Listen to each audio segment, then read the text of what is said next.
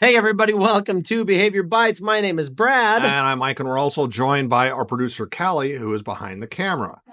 We're going to discuss one of those strategies that we just love because it's a strategy that you can implement in your classroom 5 minutes after you watch this video. It's one that has potential to impact your entire class. It's called Mindful Minute. I think it's awesome.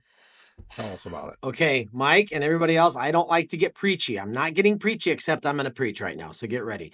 You guys, this is a great strategy if you do not weaponize it. If you weaponize it, it's going to be punitive. We don't want to do punishment. We want to work with the kids. Here's what a mindful minute is. I literally ask my students to turn their voices off, put their heads down on their desk, until they're given further instruction, Mike. Yeah, this may look familiar or sound familiar because on its surface, this looks like that old school strategy that's been in place for years. I mean, I probably had to do this a few times when I was in school, that punitive approach of like, hey, you kids are being naughty, put your heads down.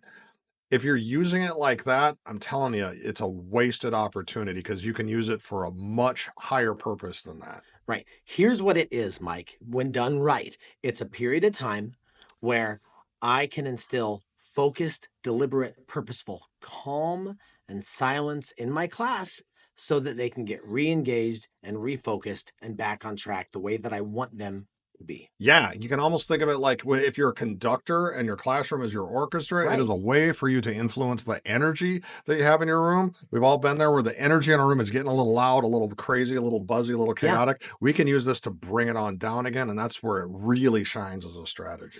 All right, I'm going to talk about what this can look like. All right, so I teach this to my students all the time as a transitional tool, right? Rather than it being a consequence for something they're doing wrong, I teach them every single time we walk into our classroom, here's what you do. We're going to go into a mindful minute. You walk to your desk, you put your head down, you have your voices off, and you wait for further instruction. Nice. It's a transitional tool, so it's just that everybody's used to doing it all the time, right, Mike? Yeah. While they're doing that, and I teach my kids, like, look, sometimes teachers need a second to get ready to teach. Sometimes you guys are going to need a little bit of time to get ready to learn. And it's a chance to do those two things. So while my kids have their head down, I'm handing out papers or I'm connecting my computer to the screen, I'm saying things like, hey, we're getting ready to switch over to math. This is what we did yesterday. Here's what we're going to be doing today. So when I have you lift up your heads, we're going to be ready to learn, ready to go. I'm praising them for doing a great job. And then we just hit it. Right? That's all there is to it. Yeah, and the way you describe that, it's just great. You're walking them through the purpose of it is. It's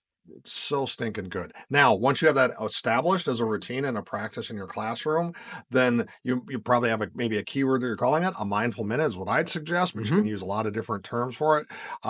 Then in the moments like I described earlier, where the energy level's getting a little bit higher in your class, you can say, hey, y'all give me a mindful minute, and you're going to be accustomed to it. They're going to put their heads down. Yeah. And it's a way, again, bring the energy level down again. It works so good for doing that. Try this. Teach your kids why and how it works. And you guys are going to be really surprised with the positive results. All right, guys, do us a favor. Jump into the comment section. Let us know what you think of this. Let us know what your sort of refocus and re-engagement tool that you use with your class that really works. And also, check the link in bio. We've got a lot of supplemental content out there that we'd love it if you guys checked out. In the meantime, go forth and do good things.